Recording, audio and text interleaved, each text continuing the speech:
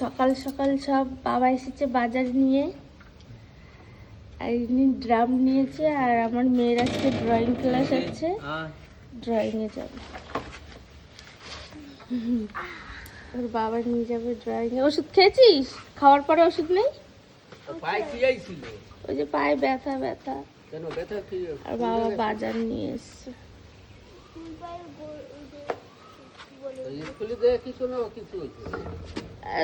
দুটো পায়ে ব্যথা ব্যথা বলছে দুদিন ধরে। টাটা।